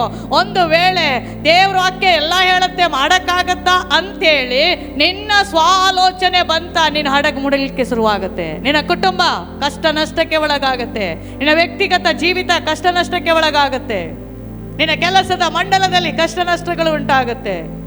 ಯೋಚನೆ ಮಾಡ್ರಿ. ಅವನು ಹೇಳ್ತಾನೆ, ಈಗ ಅವನಿಗೆ ಗೊತ್ತಾಯ್ತು ಏನೋ ಇದು ದೇವರೇ ಮಾಡ್ತಾ ಇರೋದು, ಚೆನ್ನಾಗಿರುವ ಹಡಗು ಮುಡುಕ್ತಾ ಇದೆ ಅಂದರೆ ನಾನು ಅಲ್ಲಿಗೆ ಹೋಗಂಥದ್ದನ್ನು ಬಿಟ್ಟು ತಾರ್ಸಿಸಿಗೆ ಓಡಿ ಹೋಗ್ಲಿಕ್ಕೆ ಈ ಹಡಗು ಹತ್ತಿದ್ರಿಂದ ನನ್ನ ನಿಮಿತ್ತ ಹಡಗು ಮುಳುಗ್ತಾ ಇದೆ. ಹಾಲೆಲೂಯ್ಯ. ಕೊನೆಗೆ ಅವನಿಗೆ ಅರ್ಥ ಆದ್ರೂ ಆಯ್ತು ನೋಡ್ರಿ. ಆಮೇನ್, ಅದಕ್ಕೆ ಸ್ತೋತ್ರ ಮಾಡ್ರಿ. ಆಮೇನ್, ಹಾಲೆಲೂಯ್ಯ. ಇನ್ನು ಕೆಲವರಿಗೆ ನಾಶ ಆಗುವವರಿಗೂ ಗೊತ್ತಾಗಲ್ಲ, ಬಟ್ ಇವನಿಗೆ ಗೊತ್ತಾಯ್ತು. ಅವನು ಏನ್ ಹೇಳ್ತಾನೆ, ತನ್ನ ದೇವ್ರು ಯಾರು ಅಂತ ಹೇಳ್ತಾನೆ. ಅವನು 9ನೇ ವಾಕ್ಯದಲ್ಲಿ ಅವನು ಅವರಿಗೆ ನಾನು ಇಬ್ರಿಯನು ಕಡಲನ್ನು ಒಣನೆಲವನ್ನು ಸೃಷ್ಟಿಸಿದ ಪರಲೋಕ ದೇವರಾದ ಯೆಹೋವನ ಭಕ್ತನು ಎಂದು ಹೇಳಿದನು. ನೋಡ್ರಿ, ಅವನು ಹೇಳುವಾಗ ದೇವ್ರ ಬಗ್ಗೆ ಒಳ್ಳೆ ಮಾತು ಹೇಳ್ತಾನೆ. ಆಮೇನ್. ನನ್ನ ದೇವ್ರು ಯಾರು? ಕಾಂಜಿ ಪಿಂಜಿ ದೇವ್ರಲ್ಲ. ಹಲ್ಲೆಲೂಯಾ. ನನ್ನ ದೇವ್ರು ಕರೆದಾಗ ಬರ್ದೇ ಇರುವ ದೇವರಲ್ಲ. ನಾನು ಈ ಹಡಗು, ಅವರೆಲ್ಲ ಕೇಳ್ತಾರೆ, ಅಪ್ಪ ನಿನ್ನ ದೇವ್ರು ಯಾರು, ಒಂದು ಸ್ವಲ್ಪ ಮೊರೆ ಇಡು, ನಿನ್ನ ದೇವರಾದ್ರೂ ನಮ್ಮ ಉಳಿಸ್ತಾನೆ ಅಂತ ಹಡಗಿನಲ್ಲಿದ್ದವರೆಲ್ಲ ಹೇಳ್ತಾ ಇದ್ದಾರೆ. ಇವತ್ತು ಮನೆಯಲ್ಲಿ ಕೆಲವರು ಹೇಳ್ತಾರೆ, ಅಯ್ಯೋ ನೀನೊಂದು ದೇವ್ರು ನಂಬಿದೆಯಲ್ಲ, ಆ ದೇವ್ರಿಗಾದ್ರೂ ಒಂದು ಪ್ರಾರ್ಥನೆ ಮಾಡು, ನಾವು ಉಳಿಬಹುದು ಅಂತ. ಇವತ್ತು ಉಳಿತಾರೆ. ನನ್ನ ದೇವರು ಆತನು ನಾಶ ಮಾಡೋದಕ್ಕೆ ಬಂದವನಲ್ಲ. ನನ್ನ ದೇವರು ನಿನ್ನ ಎಷ್ಟೇ ಆಲೋಚನೆಯಲ್ಲಿ ಹೋದ್ರೂ ಕೂಡ, ಯಾವ ದಿಕ್ಕಿನಲ್ಲಿ ನೀನು ಹೋದ್ರೂ ಕೂಡ, ಒಂದು ಕ್ಷಣ ನನ್ನ ದೇವರಿಗೆ ನೀನು ಮೊರೆ ಇಟ್ಟರೆ ನನ್ನ ದೇವರು ಆ ಕಷ್ಟದಿಂದ ಬಿಡಿಸಿ ಹೊರಗೆ ತರುವವನಾಗಿದ್ದಾನೆ. ಆಮೆನ್. ಇವನು ಹೇಳ್ತಾನೆ, ಹೇಳುವಾಗ ಇವನ ಮಾತಿನ ಗತ್ತು ನೋಡ್ರಿ, ನನ್ಗೆ ಬಹಳ ಇಷ್ಟ ಆಯ್ತು. ಅಲ್ಲಿ ಕೂಡ ಇವನು ಬಿಟ್ಟುಕೊಡ್ಲಿಲ್ಲ. ಹೇಳ್ತಾನೆ, ನನ್ನ ದೇವ್ರು ಯಾರು ಗೊತ್ತಾ? ಒಣ ನೆಲ, ಭೂಮಿ, ಆಕಾಶ ಉಂಟು ಮಾಡಿದಂತಹ ದೊಡ್ಡ ದೇವರು. Amen, hallelujah. ಹಡಗು ಮುಳುಗ್ತಾ ಇದೆ, ಜನರು ಕಂಗಾಲಾಗಿದ್ದಾರೆ, ಕಣ್ಣೀರು ಸುರಿಸ್ತಾ ಇದ್ದಾರೆ. ಸ್ವಂತ ಆಲೋಚನೆ ಮಾಡ್ಕೊಂಡ್ಬಂದ ಇವನಿಗೆ ಗೊತ್ತು. ಸಭೆಯಲ್ಲಿ ಮಾತನಾಡುವಾಗ ಯಾರ್ದೋ ಮೈಂಡಲ್ಲಿ ಓಡ್ತಾ ಇದೆ, ಇದು ನನಗೆ ಹೇಳಿದ್ದು ಅಂತ. ಕಾರಣ ಏನು ಗೊತ್ತಾ? ಅವ್ರ ಸ್ವಂತ ಆಲೋಚನೆಯಲ್ಲಿ ಹೋಗುವಾಗ ದೇವರ ಹೊರಟಿ ಮಾತಾಡ್ತಾರೆ. Amen, hallelujah, hallelujah. ಸೊ ಇಲ್ಲಿ ಅವನಿಗೆ ಆ ರೀತಿ ಹೇಳಿದಾಗ ಅವನು ಹೇಳ್ತಾನೆ, ನನ್ನ ದೇವರು ಒಣನೆಲವನ್ನ ಕಡಲನ್ನ ಉಂಟು ಮಾಡಿದವನಂತ. ಅವನೇ ಹೇಳ್ತಾನೆ, ಅವನೇ ಏನು ಹೇಳ್ತಾನೆ ಗೊತ್ತಾ? ನನ್ನನ್ನು ಎತ್ತಿ ಸಮುದ್ರಕ್ಕೆ ಹಾಕಿ ನಿಮ್ಮ ಹಡಗು ಸರಿ ಹೋಗುತ್ತೆ. ಹೇಳಿದ್ನಾ? ಏನ್ ಹೇಳ್ತಾನೆ ಅವನು? ನನ್ನನ್ನು ಎತ್ತಿ ನೀವು ಸಮುದ್ರದಲ್ಲಿ ಹಾಕ್ರಿ, ನಿಮ್ಮ ಹಡಗು ಸರಿ ಆಗತ್ತೆ ಅಂತ. ಅವ್ರಿಗೆ ಮನಸ್ಸಿಲ್ಲ ಪಾಪ ಒಂದು ಜೀವ ತೆಗೆಯುವುದಾ? ನೋಡ್ರಿ, ಅಲ್ಲಿ ಸ್ವಂತ ಆಲೋಚನೆ ಮಾಡಿದ ಅವನನ್ನ ಎತ್ತಿ ಸಮುದ್ರಕ್ಕೆ ಹಾಕಿ, ಸ್ವಂತ ಅವನ ಆಲೋಚನೆ ಮಾಡಿದವನನ್ನ ಎತ್ತಿ ಸಮುದ್ರಕ್ಕೆ ಹಾಕಿದಾಗ ದೇವರೊಂದು ಮೀನಿಗೆ ಅಪ್ಪಣೆ ಕೊಡ್ತಾರೆ. ಇವನ್ ದಶೆಯಿಂದ ಮೀನಿಗೆ 3 ದಿನ ಊಟ ಇಲ್ಲ. ಆಮೇಲೆ ಮೀನಿಗೆ ಹೇಳ್ತಾರೆ, ಅವನು ಹೋಗಿ ನೀನು ನುಂಗಬೇಕು. 3 ದಿನಗಳ ನಂತರ ಬಂದು ಕಾರು ವಾಂತಿ ಮಾಡ್ಬೇಕು ದೇವ್ರು. ಆಮೇಲೆ ಹಲ್ಲೆಲೂಯಾ, ಹಲ್ಲೆಲೂಯಾ, ಹಲ್ಲೆಲೂಯಾ. ಆಲೋಚನೆ ಮಾಡ್ರಿ. ಸ್ವಂತ ಇಚ್ಛೆಯಿಂದ ಹೋದ್ರೆ, ಸ್ವಂತ ಬಲದಿಂದ ಹೋದ್ರೆ ಪೆಟ್ಟು ತಿನ್ನಬೇಕಾಗತ್ತೆ. Amen, hallelujah, hallelujah. ಹಾಗಾದ್ರೆ ಇವತ್ತೊಂದು ನಿಮಿಷ ಹೇಳ್ರಿ, ಕರ್ತನೇ ನನ್ನ ಆಲೋಚನೆ ಅಲ್ಲ, ನಿನ್ನ ಆಲೋಚನೆ ನೆರವೇರಬೇಕು. ಕರ್ತನೇ ನನ್ನ ಆಲೋಚನೆ ಅಲ್ಲ, ನಿನ್ನ ಆಲೋಚನೆ ನನ್ನಲ್ಲಿ ನೆರವೇರಬೇಕು. ಆಮೆನ್. ನನ್ನ ಚಿತ್ತ ಅಲ್ಲ, ನನ್ನ ಸ್ವಂತ ಆಲೋಚನೆ ಅಲ್ಲ, ನಿಮ್ಮ ಚಿತ್ತ ನನ್ನ ಕುಟುಂಬದಲ್ಲಿ, ನಿಮ್ಮ ಚಿತ್ತ ನನ್ನ ಕೆಲಸದಲ್ಲಿ, ನಿಮ್ಮ ಚಿತ್ತ ನನ್ನ ಮನೆಯಲ್ಲಿ, ನಿಮ್ಮ ಚಿತ್ತ ನನ್ನ ಫೈನಾನ್ಸಲ್ಲಿ, ನಿಮ್ಮ ಚಿತ್ತ ನಮ್ಮ ಆರೋಗ್ಯದಲ್ಲಿ ನೆರವೇರಬೇಕು ಎನ್ನುವುದಾಗಿ ದೇವರ ಹತ್ರ ಕೇಳಬೇಕು. Amen, hallelujah. 2ನೇದಾಗಿ ಜನರು ಸೈತಾನನ ಮಾತನ್ನ ಚೆನ್ನಾಗಿ ಕೇಳ್ತಾರೆ, ದೇವ್ರ ಮಾತು ಕೇಳಲ್ಲ. ಆಲಯಕ್ಕೆ ಬರ್ತಾರೆ, ಸೈತಾನ ಹೇಳ್ತಾನೆ ಕೈ ಎತ್ತಬೇಡ, ಕೈ ಎತ್ತಲ್ಲ. ಆಮೇಲೆ ಕೈ ಎತ್ತರೆ ಆಶೀರ್ವಾದ ಉಂಟು. ಆಮೇಲೆ ಕೈ ಎತ್ತಿ ಆರಾಧನೆ ಮಾಡಿದ್ರೆ ಆಶೀರ್ವಾದ ಉಂಟು. ಸೈತಾನ ಹೇಳ್ತಾನೆ ಕೈ ಎತ್ತಬೇಡ, ಸ್ತೋತ್ರ ಹೇಳಬೇಡ. ಆಮೇಲೆ ನಮ್ಮ ಬಾಯಿ ಇರೋದೇ ಸ್ತೋತ್ರ ಹೇಳಕ್ಕೆ. ಆಮೇಲೆ ನಮ್ಮ ಬಾಯಿ ಇರೋದು ಯಾವುದಕ್ಕೆ? ಸ್ತೋತ್ರ ಹೇಳಕ್ಕೆ. ನಮ್ಮ ನಾಲಿಗೆ ದೇವ್ರು ಕೊಟ್ಟಿದ್ದೇನಕ್ಕೆ? ಸ್ತೋತ್ರ ಹೇಳಕ್ಕೆ. ಆಮೇಲೆ ಆಲಯದಲ್ಲಿ ಬಂದಾಗಾದ್ರೂ 4 ಸ್ತೋತ್ರ ಹೇಳ್ಬೋದಲ್ಲ, ಆಲಯದಲ್ಲಿ ಬಂದಾಗಾದ್ರೂ ಒಂದು ಹಲ್ಲೆಲೂಯಾ ಹೇಳ್ಬೋದಲ್ಲ. Amen, hallelujah. ಹಲ್ಲೆಲೂಯಾ. ಇನ್ನು ಕೆಲವ್ರು ಹೇಳ್ತಾರೆ ಸಭೆಗೆಲ್ಲ ಹೋಗಬಾರ್ದು, ಆಮೇಲೆ ಸಭೆಗೆ ಹೋದ್ರೆ ಬಿಡುಗಡೆ ಇದೆ. ಸೈತಾನ್ ಕಿವಿಯಲ್ಲಿ ಬಂದು ಉತ್ತಾನೆ, ಸಭೆಗೆಲ್ಲ ಹೋಗಬಾರ್ದು, ಬಂದ್ರೆ ಏನಾಗುತ್ತೆ, ಬಿಡುಗಡೆ ಇದೆ. ಸೈತಾನ್ ಹೇಳ್ತಾನೆ, ನೋಡು ಭಾನುವಾರ ಮಾತ್ರ ಇದನ್ನ ಹಿಡ್ಕೊಂಡು ಹೋಗ್ಬೇಕಷ್ಟೇ, ಓಪನೇ ಮಾಡಬಾರ್ದು. ಆಮೇಲೆ ಪಾಪ ಇವ್ರು ಹೋಗ್ತಾರೆ. ಹಿಂಗೆ ಹೋಗಿ ಈಗ ಒಂಚೂರು ಬೈಬಲ್, ಎಲ್ಲ ಕೆಲಸ ಮುಗೀತು, ಒಂಚೂರು ಬೈಬಲ್ ಓದಿ ನೋಡೋಣ. ನಿಂದ ಆ ಕೆಲಸ ಆಗಲಿಲ್ಲ, ಗ್ಯಾಸ್ ಮೇಲೆ ಸಾಲಿಟ್ಟಿದ್ದೀಯಾ, ಆಮೇಲೆ ಹಲ್ಲೆಲೂಯಾ, ಕೂಡಲೇ ಬೈಬಲಲ್ಲಿ ಇಡೋದು, ಹಾಲಿಗೆ ಬಿಡು. ಆಮೇಲೆ ಎಲ್ಲ ಹಾಲೆಲ್ಲ ಪೂರೈಸಿ ಎಲ್ಲ ಆಯಿತು, ಮತ್ತೆ ಬಂದು ಇನ್ನೇನಾದರೂ ಒಂಚೂರು ಬೈಬಲ್ ಓದುವ ಅಂತ ಹೇಳಿದರೆ ಹೇಳ್ತಾನೆ, ನೋಡಿ ಈಗ ಟೈಮ್ ಎಷ್ಟು, ಒಳ್ಳೆ ಸೀರಿಯಲ್ ಇದೆ. ಆಮೇಲೆ ಈ ಸೀರಿಯಲ್ ನಿನ್ನೆ ಎಲ್ಲಿವರೆಗೆ ತೋರಿಸಿದ್ದಾರೆ, ಇನ್ನೇನು ಅತ್ತೆ ಸೊಸೆಗೆ ಹೊಡೆಯೋವರೆಗೆ ಹೊಡಿಲಿಲ್ಲ, ಹಿಂಗವರೆಗೆ ಬಂದಿದೆ. ಆಮೇಲೆ ಇವತ್ತು ಹೊಡಿತಾರೆ. ಆಮೇಲೆ ಹಲ್ಲೆಲೂಯಾ. ಇವತ್ತಿನ ಸೀನ್ ಯಾವುದು, ನಿನ್ನೆ ಅತ್ತೆ ಸೊಸೆಗೆ ಹೊಡೆಯುವ ಸೀನು, ಅದು ಪೂರ್ತಿ ತೋರಿಸ್ಲಿಲ್ಲ, ಕಟ್ಟಾಯ್ತು ಅಲ್ಲಿಗೆ. ಇವತ್ತಿದೆ ಅದು ಮುಂದುವರೆದ ಭಾಗ, ಇವತ್ತು ಇಲ್ಲಿವರೆಗೆ ಬಂದು ಕಟ್ಟಾಯ್ತು, 5 ನಿಮಿಷ ಅಲ್ಲೇ ಇದೆ ಕೈ. ಆಮೇಲೆ ಇವತ್ತೀಗ ನೀನು ಯಾವ್ದು ನೋಡಬೇಕು, ಆ ಸೀರಿಯಲ್ ತಪ್ಪದೇ ನೋಡ್ಬೇಕು, ಹೊಡೆದಿದ್ದಾರೆ ಇಲ್ವಾ ನೋಡ್ಬೇಕು ನೀವು. ಆಮೇಲೆ ನಾವು ಇದನ್ನು ಓದ್ಲಿಕ್ಕೆ ಇಂಟ್ರೆಸ್ಟ್ ಬಂದರೆ ನಮ್ಮ ಮನೆ ಕೆಲಸ ಬೇಗ ಬೇಗ ಬೇಗ ಬೇಗ ಮಾಡಿಕೊಂಡು ಉಳಿದಂಥ ಸ್ವಲ್ಪ ಸಮಯ ಕರ್ತನ ವಾಕ್ಯದಲ್ಲಿ ಗಮನ ಇಟ್ಟಾಗ ಆ ವಾಕ್ಯ ದೂತರಿಗಿಂತ ವೇಗವಾಗಿ ಹೋಗಿ ನಿನ್ನ ಕುಟುಂಬದಲ್ಲಿ ಅದು ಕೆಲಸ ಮಾಡುತ್ತೆ. ಸೈತಾನನು ಅದಕ್ಕೋಸ್ಕರನೇ ಬಿಡೋದಿಲ್ಲ ನಿನಗೆ ವಾಕ್ಯ ಓದಲಿಕ್ಕೆ, ಸೈತಾನನು ಪ್ರಾರ್ಥನೆ ಮಾಡಲಿಕ್ಕೆ ಬಿಡೋದಿಲ್ಲ, ಸೈತಾನನು ಕೂಟಗಳಿಗೆ ಆರಾಧನೆಗೆ ಹೋಗ್ಲಿಕ್ಕೆ ಬಿಡೋದಿಲ್ಲ. ನೆವ ಹೇಳ್ತಾನೆ. ಆಮೇನ್, ನೆವ ಹೇಳ್ತಾನೆ. ಉದಾಹರಣೆ ಕೊಡ್ತೀನಿ ಬನ್ರಿ. ಆದಿಕಾಂಡ 3ನೇ ಅಧ್ಯಾಯ, ಆದಿಕಾಂಡ 3ನೇ ಅಧ್ಯಾಯ, ಜೆನೆಸಿಸ್ ಚಾಪ್ಟರ್ 3 3ನೇ ಅಧ್ಯಾಯ. ದೇವರು ಹೇಳ್ತಾನೆ, ದೇವರು ಆದಾಮನನ್ನ ಹವ್ವಳನ್ನ ಉಂಟು ಮಾಡಿ ಏದೇನ್ ಸುಂದರವಾದ ತೋಟದಲ್ಲಿಟ್ಟು ಬಗೆ ಬಗೆಯ ಹಣ್ಣುಗಳು, ಬಗೆ ಬಗೆಯಂತಹ ಫ್ರೂಟ್ಸ್ಗಳು, ಎಲ್ಲ ಫ್ರೂಟ್ಸ್ಗಳನ್ನು ಉಂಟು ಮಾಡಿ ತಿನ್ನುವಷ್ಟಿದೆ, ವಾಂತಿ ಆಗುವಷ್ಟಿದೆ ತಿಂದು, ಅಷ್ಟು ಹಣ್ಣುಗಳನ್ನೆಲ್ಲ ಉಂಟು ಮಾಡಿ ಇವರಿಬ್ಬರನ್ನ, ಫಸ್ಟ್ ಉಂಟು ಮಾಡಿದಂಥ ಮನುಷ್ಯರಿಬ್ಬರನ್ನ ಏದೇನ್ ತೋಟದಲ್ಲಿ ಇಟ್ಟು ಒಂದು ಮಾತು ಹೇಳಿ ಹೋಗ್ತಾನೆ ದೇವ್ರು. ಏನು, ಆದಾಮನೇ ಅವಳೇ ಎಲ್ಲ ಹಣ್ಣು ತಿಂದ್ಕೊಂಡ್ರಿ ಸಂತೋಷವಾಗಿ, ಬೇರೆ ಏನೋ ಚೆರ್ರಿ ಬೇಕಾದ್ರೆ ಅದು ತಿನ್ರಿ, ಸೀತಾಫಲ ಬೇಕಾದ್ರೆ ಅದು ತಿನ್ರಿ, ನೀನು ಯಾವ್ದು ಇಷ್ಟ ನೋಡ್ರಿ, ಇಷ್ಟ ಬಂದ ಹಣ್ಣನ್ನು ತಿನ್ರಿ. ಆಮೇನ್, ಹೊಟ್ಟೆ ತುಂಬ ತಿನ್ರಿ. ಹಲಸಿನ ಹಣ್ಣು ಬೇಕಾದ್ರೆ ಹಲಸಿನ ಹಣ್ಣು, ಮಾವಿನ ಹಣ್ಣು ಬೇಕಾದ್ರೆ ಮಾವಿನ ಹಣ್ಣು, ಆಮೇನ್, ಖರ್ಜೂರ, ಎಲ್ಲ ಹಣ್ಣುಗಳನ್ನು ಉಂಟು ಮಾಡಿದಂಥ ದೇವರು ಒಂದು ಮಾತು ಹೇಳ್ತಾನೆ, ಆ ಏದೇನ್ ತೋಟದ ಮಧ್ಯದಲ್ಲಿ ಒಂದು ಜೀವದಾಯಕ ವೃಕ್ಷವಾಗಿರುವಂತಹ ಆ ಹಣ್ಣನ್ನು ತಿನ್ಬೇಡಿ ಅಂತ ಹೇಳ್ಬಿಟ್ಟು ದೇವರು ಹೊರಟೋದ. ಆಮೇನ್ ಆಮೇನ್. ಈ ಗಂಡ ಹೆಂಡತಿ ಆ ಮಾತು ಕೇಳಿದ್ರೆ ಆಗ್ತಿತ್ತು. ಆಮೇನ್. ಈಗ ಸೈತಾನ್ ಬರೋದೇ ಹಾಗೆ, ನೀವು ಚೆನ್ನಾಗಿರ್ತೀರಿ, ಮಧ್ಯದಲ್ಲಿ ನುಸುಳ್ಕೊಂಡು ಬರ್ತಾನೆ. ಹೆಂಗ್ ಬರ್ತಾನೆ ಕೇಳ್ರಿ, ಹೆಂಗ್ ಬರ್ತಾನೆ? 3ನೇ ಅಧ್ಯಾಯದ 1ನೇ ವಾಕ್ಯದಲ್ಲಿ ನೋಡಿ, ಉಂಟು ಮಾಡಿದ ಎಲ್ಲ ಭೂಜಂತುಗಳಲ್ಲಿ ಸರ್ಪವು ಯುಕ್ತಿಯುಳ್ಳದಾಗಿದೆ. ಇದೆಲ್ಲ ಉಂಟು ಮಾಡಿದ ದೇವ್ರೆ. ಸರ್ಪ ಅಲ್ವಾ, ಹಾವು, ಚೇಳು, ಮರ, ಪಕ್ಷಿ, ಗಿಡ, ಹಣ್ಣು, ಹಂಪಲ, ಸಮುದ್ರ, ಗಿಡ, ಮರ, ಎಲ್ಲ, ಆಕಾಶ, ಭೂಮಿ, ಸೂರ್ಯ, ಚಂದ್ರ, ಸಕಲವನ್ನ ಉಂಟು ಮಾಡಿದ ನನ್ನ ದೇವರು. ಆಮೇನ್. ಹೇಳಿದ್ದು ಒಂದೇ ಮಾತು, ಇದು ಒಂದು ತಿನ್ಬೇಡ ಅಂತ ಹೇಳಿದ್ದು. ಈಗ ಸೈತಾನ ಯಾವ ರೀತಿಯಲ್ಲಿ ವೇಷ ಹಾಕೊಂಡು ಬರ್ತಾನೆ ನೋಡ್ರಿ. ಆ ಸರ್ಪವು ಸ್ತ್ರೀಯ ಬಳಿಗೆ ಬಂದು, ಏನವ್ವ, ಏನು ಸಿಸ್ಟ್ರೆ ಭಾಳ ವೀಕ್ ಆಗಿದ್ರಿ. ಆಮೇಲೆ ನಮಗಷ್ಟೇ ಹೇಳಿದ್ರೆ ಸಾಕು, ಅಳ್ಲಿಕ್ಕೆ ಸ್ಟಾರ್ಟ್. ನನ್ನ ಗಂಡ ನಾನು ಸರಿಯಾಗಿ ನೋಡುವುದಿಲ್ಲ. ಕೇಳಿದ್ದು ಯಾರು ಹೀಗೆ, ಏನು ಸಪುರಾಗಿದ್ರಿ ಅಲ್ಲ, ವೀಕ್ ಆಗಿದ್ರಿ ಅಲ್ಲ, ಏನು ಅಂತ ಕೇಳಿದ್ದಷ್ಟೇ. ಆಮೇಲೆ ನನ್ನ ಗಂಡಗೆ ನನ್ನ ಕಂಡ್ರೆ ಆಗೋದಿಲ್ಲ, ಊಟನೇ ಕೊಡೋದಿಲ್ಲ.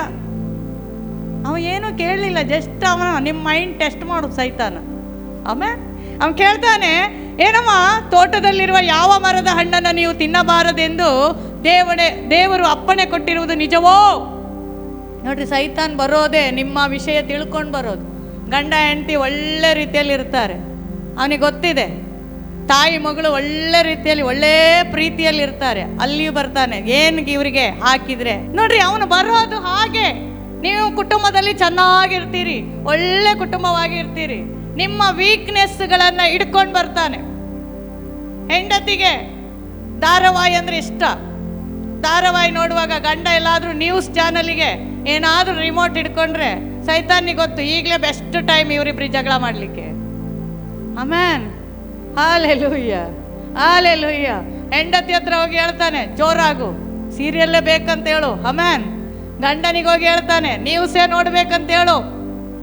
ಪಾಪ ಇವರಿಬ್ರು ಯಾವುದಕ್ಕೂ ಇಲ್ಲ. ಆಮೇನ್, ಹಾಲೆಲೂಯ್ಯ. ಅಷ್ಟರವರೆಗೆ ಒಳ್ಳೆ ರೀತಿಯಲ್ಲಿ ಇದ್ದವರು ಈಗ ಒಂದು ಧಾರಾವಾಹಿ, ಒಂದು ನ್ಯೂಸಿಗೆ ಜಗಳ ಆಗಿ 1 ತಿಂಗಳು ಮನೆಯಲ್ಲಿ ಸ್ಮಶಾನ ಮೌನ. ಆಮೇನ್. ಗಂಡ ಆ ಕಡೆ ಮುಖ, ಹೆಂಡತಿ ಈ ಕಡೆ ಮುಖ. ಆಮೇನ್, ಹಾಲೆಲೂಯ್ಯ. ಪಾಪ ಅವರಿಬ್ರದ್ದು ಏನೂ ತಪ್ಪಿಲ್ಲ. ಅವರಿಬ್ರು ಒಬ್ರ ಅಲ್ಲಿ ನ್ಯೂಸ್ ನೋಡಂತ ಅವಳೇ ಹೋಗಿದ್ರು ಆಗ್ತಿತ್ತು, ಇಲ್ಲ ನೀನು ಧಾರಾವಾಹಿ ಯಾವಾಗಲೂ ನೋಡ್ತೀನಿ ನೋಡ್ಕೊ ಇರಲಿ ಅಂತೇಳಿ ಇವನು ಹೋಗಿದ್ರು ಆಗ್ತಿತ್ತು. 1 ತಿಂಗಳು ಊಟ ತಿಂಡಿ ಆರಾಮಾಗಿ ನಡೀತಾ ಇತ್ತು. ಆಮೇಲೆ ಸಣ್ಣ ವಿಷಯ ಸೈತಾನ್ ತರೋದು. ಇಲ್ಲಿ ದೇವರ ಮಾತು ಕೇಳಲಿಲ್ಲ ನೋಡ್ರಿ, ಸೈತಾನನ ಮಾತಿಗೆ ಒಳ ಬಿದ್ರು, ಇಡೀ ಬೈಬಲ್ಲೇ ಬದಲಾಯಿತು. ಆಮೇಲೆ ಒಂದು ವೇಳೆ ಸೈತಾನನ ಮಾತು ಕೇಳಿ ಆ ಹಣ್ಣು ತಿಂದೇ ಇದ್ದಿದ್ರೆ ಇವತ್ತು ಇನ್ನೇನೋ ನಡೀತಾ ಇತ್ತೇನೋ. ಆ ಹಣ್ಣು ತಿಂದದ್ರಿಂದ ನಮ್ಮ ಮೇಲೆ ಪಾಪ ಉಂಟಾಯಿತು. ದೇವರ ಮಾತಿಗೆ ಅವಿಧೇಯರಾದಂಥ ಪಾಪ ನಮ್ಮ ಮೇಲೆ ಉಂಟಾಯಿತು. ಅಲ್ಲಿಂದ ಪಾಪ ಸ್ಟಾರ್ಟ್ ಆಯ್ತು ನೋಡ್ರಿ. ಆಮೇನ್. ಏನು ಹೇಳ್ತದೆ ಸರ್ಪ? ಏನವ್ವ ಚೆನ್ನಾಗಿದ್ಯಾ? ಗಂಡ ಚೆನ್ನಾಗಿ ನೋಡ್ಕೊಳ್ತಾನ? ಆಮೇನ್. ಎಲ್ಲಾದ್ರೂ ಹೊರಗಡೆಗಿನ್ ಕರ್ಕೊಂಡು ಹೋಗ್ತಾನ? ಆಮೇನ್, ಆಮೇನ್. ಹೀಗೆ ಅಲ್ವ ನಮ್ಮಲ್ಲಿ ಜನ ಬಂದು ಕೇಳೋದು. ಚೆನ್ನಾಗಿರ್ತಾರೆ ಗಂಡ ಹೆಂಡತಿ, ಯಾರೋ ಒಬ್ರು ಬಂದು ಒಂದು ವಿಷ ಬೀಜ ಬಿತ್ತಿ ಹೋಗ್ತಾರೆ. ಆಮೇಲೆ ತಾಯಿ ಮಕ್ಕಳು ಚೆನ್ನಾಗಿರ್ತಾರೆ, ಯಾರೋ ಬಂದು ಒಂದು ವಿಷ ಬೀಜ ಬಿತ್ತಿ ಹೋಗ್ತಾರೆ. ಯಾರೋ ಆಮೇಲೆ ಯಾರೋ ಸೈತಾನವ್ರನ್ನ ಕರ್ಕೊಂಡು ಬರೋದಂತ ನಿಮಗೆ ಗೊತ್ತಿರಬೇಕು. ಆಮೇಲೆ ನೀವು ದೇವ್ರ ಮಕ್ಕಳು, ನಿಮಗೆ ಜ್ಞಾನ ಇರಬೇಕು. ಯಾರೋ ಬರ್ತಾ ಇದ್ದಾರೆ, ನಾವು ಅವಕಾಶ ಕೊಡಬಾರ್ದು ಅಂತ. ಏನು ಹೇಳ್ತಾನೆ? ಏನವ್ವ, ತೋಟದಲ್ಲಿರುವ ಯಾವ ಮರದ ಹಣ್ಣನ್ನು ನೀವು ತಿನ್ನಬಾರದೆಂದು ದೇವರು ಅಪ್ಪಣೆ ಕೊಟ್ಟಿರುವುದು ನಿಜವೋ ಎಂದು ಕೇಳಲು ಸ್ತ್ರೀಯು, ತೋಟದಲ್ಲಿರುವ ಮರಗಳ ಹಣ್ಣುಗಳನ್ನು ನಾವು ತಿನ್ನಬಹುದು, ಆದರೆ ತೋಟದ ಮಧ್ಯದಲ್ಲಿರುವ ಆ ಮರದ ಫಲದ ವಿಷಯವಾಗಿ ಇದನ್ನು ತಿನ್ನಲೂ ಕೂಡದು, ಮುಟ್ಟಲೂ ಕೂಡದು, ತಿಂದರೆ ಸಾಯುರಿ ಎಂದು ದೇವರು ಹೇಳಿದ್ದಾನೆ ಅಂದಳು.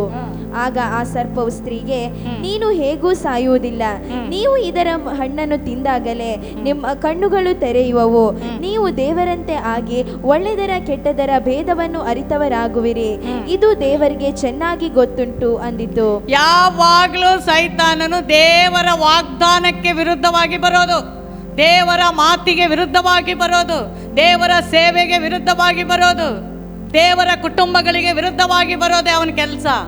ಆಮೇನ್.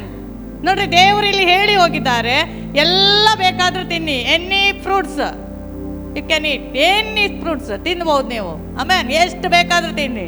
ದೇವ್ರು ಹೇಳ್ತಾನೆ, ಇದೊಂದು ಮರದ ಹಣ್ಣು ನೀವು ತಿನ್ನಬಾರ್ದು ಅಂತ ಇಟ್ಟೋಗಿದ್ದಾನೆ. ನೋಡ್ರಿ, ಅಲ್ಲಿ ಎಷ್ಟು ಅವಿಧೇಯತ್ವ ನೋಡ್ರಿ, ಒಬಿಡಿಯಂಟ್ ಇಲ್ಲ. ಇವತ್ತು ಕೂಡ ಹಾಗೆ ದೇವ್ರು ಏನು ಸತ್ಯವೇದದಲ್ಲಿ ಹೇಳಿದಾರೋ ಅದಕ್ಕೆ ನಾವು ವಿಧೇಯರಾಗೋದಿಲ್ಲ. ನಾನು ಕೇಳ್ತೀನಿ, ಕೆಲವರೆಲ್ಲ ಏನೋ ಕುಟುಂಬವನ್ನು ಬಿಟ್ಟು ಹೋಗೋದು, ಕುಟುಂಬದಲ್ಲಿ ಒಡಕೋ, ಕುಟುಂಬ ನಾಶವಾಗೋದು, ಕುಟುಂಬದಲ್ಲಿ ಡೈವರ್ಸ್ ನಡೆಯೋದು. ಕಾರಣ ಏನು ಗೊತ್ತಾ?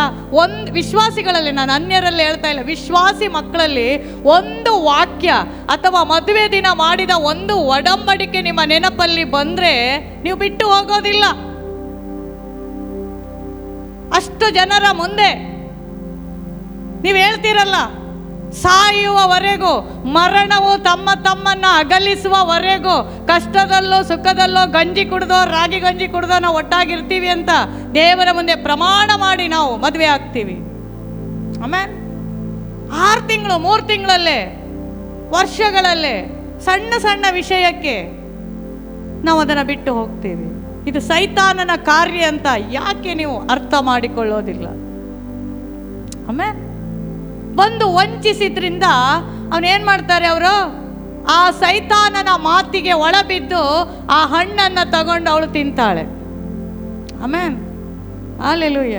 ಇವತ್ತು ಕೂಡ ಸೈತಾನಿ ಚೆನ್ನಾಗಿ ಗೊತ್ತು, ಜಾಸ್ತಿ ಸ್ತ್ರೀಯರು ಬಲಹೀನರಂತ ಅವರನ್ನೇ ವಂಚಿಸ್ತಾನೆ. ಅಮ್ಮ, ಇಲ್ಲಿ ನೋಡಿ, ಯಾರು ತಿಂದಿದ್ದು? ಅವಳು ತಿಂದಿದ್ದು. ತಾನು ತಿಂದದಲ್ಲೇ ಯಾರಿಗೆ ಕೊಟ್ಲು? ಗಂಡನಿಗೆ ಕೊಟ್ಲು. ಇವಳು ಮಾಡಿದ ತಪ್ಪಿ ಗಂಡ ಶಿಕ್ಷೆ ಅನುಭವಿಸ್ಬೇಕೀಗ. ಆಮೇಲೆ ಸ್ವಂತ ಇಚ್ಛೆಯಿಂದ ಹೋಗಿ ಇದ್ದು ಹಡಗಿನವರೆಲ್ಲ ಮುಳುಗ್ಲಿಕ್ಕೆ ಸ್ಟಾರ್ಟ್ ಆಯಿತು, ಸ್ವಂತ ಇಚ್ಛೆಯಲ್ಲಿ ಹೋದು. ಇಲ್ಲಿ ಸೈತಾನನ ಮಾತು ಕೇಳಿ ಏನಾಯಿತು? ಸೈತಾನ್ ಮಾತು ಕೇಳಿ ಏನಾಯಿತು? ತಂದೆಯಾದ ದೇವರ ಮಾತಿಗೆ ಅವಿಧೇಯರಾಗಿ ನಡೆಯುವ ಹಾಗೆ ಸೈತಾನನವರನ್ನು ಪ್ರೇರೇಪಿಸಿದನು. ಆಮೇನ್. ಅಲ್ಲಿ ಬಂದಂಥ ಅವಿಧೇಯತ್ವ ಇವತ್ತವರೆಗೂ ಕಾರ್ಯ ಮಾಡ್ತಾ ಇದೆ. ಇವತ್ತು ಕೂಡ ಆ ಶಕ್ತಿ ಜನರ ಒಳಗಡೆ ದೇವರ ವಾಗ್ದಾನಕ್ಕೆ ವಿರುದ್ಧವಾಗಿ ಕಾರ್ಯ ಮಾಡ್ತಾ ಇದೆ. ಆ ದಿನದಲ್ಲಿ ಬಂದಂಥ ಅವಿಧೇಯತ್ವ ಇವತ್ತು ಕೂಡ ಸೇವಕರ ಮಾತುಗಳಿಗೆ, ವಚನಗಳಿಗೆ, ದೇವರ ವಾಗ್ದಾನಗಳಿಗೆ, ಒಡಂಬಡಿಕೆಗಳಿಗೆ ಯಾರೆಲ್ಲ ವಿಧೇಯರಾಗ್ತಾರೋ ಅವರ ಮಧ್ಯದಲ್ಲಿ ಬಂದು ಅವರ ಮೈಂಡನ್ನು ಡೈವರ್ಟ್ ಮಾಡ್ತಾನೆ. ಸೇವೆಯನ್ನು ಹಾಳು ಮಾಡಲಿಕ್ಕೆ ಅವರ ಕುಟುಂಬವನ್ನು ಡೈವರ್ಟ್ ಮಾಡ್ತಾನೆ. ಆಮೇನ್. ಇದು ನಾವು ತಿಳ್ಕೋಬೇಕು. ತಿಳ್ಕೊಂಡ್ರೆ ನಾವು ಬಾಯಿ ಮುಚ್ಚಿ ಇರ್ತೀವಿ, ತಿಳ್ಕೊಂಡಿಲ್ಲ ಅಂದ್ರೆ ನಾವು ನಾಲ್ಕು ಮಾತಾಡ್ತೀವಿ. ತಿಳಿಯುವಾಗ ಬಹಳ ಲೇಟ್ ಆಗುತ್ತೆ. ನೋಡ್ರಿ, ತಿಂದ್ಬಿಟ್ರು. ಆಮೇನ್. ಯಾರು ತಿಂದಿದ್ದು? ಅವಳು ತಿಂದಳು. ಆಮೇನ್. ತಿಂದಳು. ಆಮೇನ್. ತಿಂದ ಮೇಲೆ ಈ ಭೂಮಿಗೆ ಶಾಪ ಬಂತು. ಹಲ್ಲೆಲೂಯಾ. ಹಾಗಾಗಿ ಯಾವಾಗಲೂ ಸೈತಾನನು ನಮ್ಮ ಜೀವಿತದಲ್ಲಿ, ನಮ್ಮ ಕುಟುಂಬದಲ್ಲಿ, ನಮ್ಮ ಸೇವೆಯಲ್ಲಿ, ನಮ್ಮ ಸಭೆಯಲ್ಲಿ ಬರದಂತೆ ನಾವು ಎಚ್ಚರವಾಗಿದ್ದು ಪ್ರಾರ್ಥಿಸುವವರಾಗಿರಬೇಕು. ಆಮೆನ್. Hallelujah, hallelujah. ಆತನಿಗೆ ನಾವು ಅವಕಾಶ ಕೊಡಬಾರ್ದು. ಒಂದು ವೇಳೆ ಮಾಡಬಾರ್ದು ಅಂತ ದೇವ್ರು ಬರೆದ್ರೆ ಮಾಡಬಾರ್ದು. ಹೊಸ ಒಡಂಬಡಿಕೆಯಲ್ಲಿ ದೇವ್ರು ಹೇಳ್ತಾರೆ, ಅನೇಕ ಆಜ್ಞೆಗಳನ್ನು ಕೊಟ್ಟಿದ್ದಾರೆ. ಸುಳ್ಳು ಹೇಳಬೇಡ, ಮೋಸ ಮಾಡಬೇಡ, ಇನ್ನೊಬ್ಬರ ಸೊತ್ತನ್ನು ಆಶಿಸಬೇಡ. ಜನರಿ ನೋಡ್ರಿ, ಎಷ್ಟೇ ಇದ್ರು ಇನ್ನೊಬ್ರದ್ದು ಬೇಕಂತ ಆಸೆ, ಹೌದಲ್ವಾ? ವಿರುದ್ಧ, ದೇವರಿಗೆ ವಿರುದ್ಧವಾಗಿ ಮಾಡೋದು. ಸುಳ್ಳು ಹೇಳಬೇಡ ಅಂತ ಹೇಳಿದ್ರು ದಿನಕ್ಕೊಂದು 50 ಸುಳ್ಳಾದ್ರೂ ಹೇಳೋದು. ಆಮೇಲೆ ಹಲ್ಲೆಲೂಯಾ. ದೇವ್ರು ಏನನ್ನ ಹೇಳ್ತಾನೋ ಅದನ್ನು ಮಾಡೋದಿಲ್ಲ, ಅದಕ್ಕೆ ವಿರುದ್ಧವಾಗಿ ಮಾಡೋದು. ಎಲ್ಲಿಂದ ಬಂತದು? ಆ ಕಾಲದಿಂದ ಇಲ್ಲಿಯವರೆಗೂ ಬರ್ತಾ ಇದೆ. ಆದರೆ ನೀವುಗಳು ಪ್ರಾರ್ಥಿಸೋಣ. ದೇವರು ತನ್ನ ಮಹಿಮೆಯಾದ ಕಾರ್ಯಗಳನ್ನು ಮಾಡಿ ಆತನ ಬಲವನ್ನು ಮುರಿದಿದ್ದಾರೆ ಆಲ್ರೆಡಿ. ನಾವು ಪ್ರಾರ್ಥಿಸಬೇಕು. ಆಮೇನ್. ಆಮೇಲೆ ಇದನ್ನ ಹೇಳ್ತಾ ಕೂತ್ಕೊಳ್ಳೋದಲ್ಲ, ನಾವು ಪ್ರಾರ್ಥನೆ ಮಾಡಬೇಕು. ಆತನು ನಮ್ಮ ಒಳಗೆ ಬರದಂತೆ ನಮಗೆ ದೇವರು ಜ್ಞಾನ ವಿವೇಕಗಳನ್ನು ಕೊಟ್ಟಿದ್ದಾರೆ. ಎಚ್ಚರಿಕೆಯಿಂದ ನಾವು ಎಚ್ಚರವಾಗಿದ್ದು ಪ್ರಾರ್ಥಿಸಬೇಕು. 2 ವಿಷಯ ನೋಡಿದ್ರಿ. ಸ್ವಂತ ಆಲೋಚನೆಗೆ ಹೋಗಿ ಹಡಗು ಮುಳಿತು. ಅವನು ಹೋಗುವ ಹಡಗು ಮುಳುಗಿದ್ದ, ಅವನ ಹಡಗಲ್ಲ ಅದು, ಯಾರ್ದು ಹಡಗಲ್ಲಿ ಹೋಗ್ತಾ ಇದ್ದ, ಬಾಡಿಗೆ ಕೊಟ್ಟು ಹೋಗುವಾಗ ಮುಳುಗಿತ್ತು. 2ನೇದು, ಸೈತಾನನ ಸರ್ಪನ ಮಾತು ಕೇಳಿ ಹವ್ವಳು ಅವಿಧೇಯಳಾದ ಕಾರಣ ಇವತ್ತವರೆಗೂ ಆ ಶಕ್ತಿ ಕಾರ್ಯ ಮಾಡ್ತಾ ಇದೆ. ಆಮೇನ್. 3ನೇದು, ಸಂಬಂಧಿಕರ ಮಾತು ಕೇಳಲೇಬಾರ್ದು. ನೀ ಕೇಳಿದ್ಯಾ ಫುಲ್ಲು. ಸಂಬಂಧಿಕರ ಮಾತು ಏನ ಕೊಟ್ಟ ಬಿಟ್ಟ ದೂರನೇ ಇಡಬೇಕು. ಆಮೇನ್. ಇದೆಯಾ ಕೊಡು, ಕೊಡಬಾರ್ದಂತ ದೇವ್ರು ಹೇಳಲಿಲ್ಲ, ಕೊಡು, ಆದರೆ ದೂರ ಇಡಬೇಕು ಅವರನ್ನು. ಎಷ್ಟು ಹತ್ರದಲ್ಲಿ ಸೇರ್ಕೊಳ್ತೀವೋ ಅಷ್ಟು ವಿಷವಾಗಿ ಮಾರ್ಪಡುತ್ತೆ. ಆಮೇನ್. ನಮ್ಮ ಕಥೆನೇ ಬೇರೆ ಬರ್ದಿಕ್ಕೆ ಹೋಗ್ತಾರೆ. ನಮಗಿರೋದು ಒಂದು ಕತೆ ಆದರೆ ಸಂಬಂಧಿಕರು ನಮ್ಮ ಕತೆ ಬೇರೆ ಮಾಡಿ ಹೋಗ್ತಾರೆ. ಆಮೇನ್. ಆಮೇನ್. ನಮ್ಮದು ಬಹಳ ಸಂತೋಷದಲ್ಲಿ ಎಂಡಿಂಗ್ ಕತೆ ಇದ್ರೆ ಅವರು ಟ್ರ್ಯಾಜಿಡಿ ಮಾಡಿ ಹೋಗ್ತಾರೆ. Yes or no? Yes or no? ಎಷ್ಟು ನೀವು ಕೊಡ್ತೀರೋ ಅಷ್ಟು ನಿಮ್ಮನ್ನು ದುಃಖಕರವಾಗಿ ಉರುಳಿಗೆ ಸಿಕ್ಕಿಸ್ತಾರೆ. ಓದೋಣ, ಅದಕ್ಕೆ ಸಂಬಂಧಪಟ್ಟ ಹಾಗೆ ಓದೋಣ. ಆದಮ ಅವಳಿಗೆ ಏನಾಗಬೇಕು? ಗಂಡ ಹೆಂಡತಿ ಅವರಿಬ್ರು. ಯಾರು ಅವರಿಬ್ರು?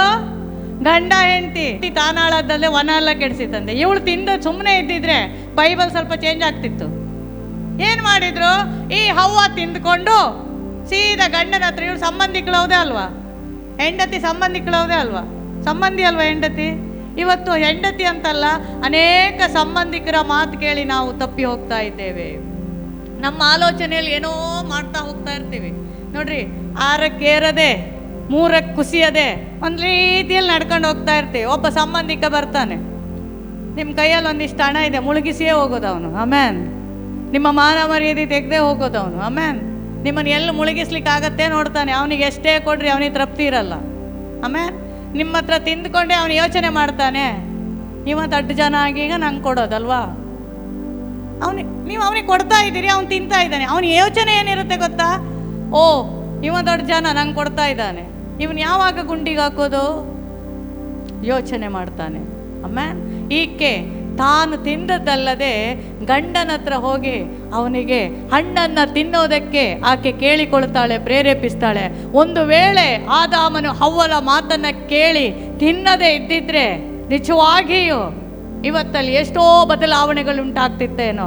ಆದರೆ ಇವನು, ಅವಳು ತನ್ನ ಸಂಬಂಧಿಕಳು ದೇವರು ಕೊಟ್ಟ ಹೆಂಡತಿ ಅಂತ ಹೇಳಿ ನನ್ನ ಹತ್ತಿರದಲ್ಲೇ ವಾಸ ಮಾಡುವವಳು, ಒಟ್ಟಾಗಿ ಜೀವನ ಮಾಡುವವರು, ಇವಳು ಮಾತು ನಾನು ಕೇಳಬೇಕಂತ ಹೇಳಿ ಅವನು ತಿಂದ. ನೋಡ್ರಿ, ಭೂಮಿಗೆ ಶಾಪ ಬಂತು. ಆಮೇಲೆ ಸಭಿಕರೇ, ಸಭೆಯ ಜನರೇ ಎಚ್ಚರವಾಗಿರ್ರಿ. ಸತ್ಯವೇದವನ್ನು, ನೀವು ದೇವ್ರ ಮಕ್ಕಳಾಗಿದ್ದರೆ ಸತ್ಯವೇದವನ್ನು ಅನುಸರಿಸಿ ನಡೀರಿ. ಅವ್ರು ಹೇಳ್ತಾರೆ, ಇವ್ರು ಹೇಳ್ತಾರೆ, ಸಂಬಂಧಿಕರು ಹೇಳ್ತಾರೆ, ಅಣ್ಣ ಹೇಳ್ತಾನೆ, ತಮ್ಮ ಹೇಳ್ತಾನೆ, ಇದನ್ನು ಕೇಳಬೇಡ್ರಿ.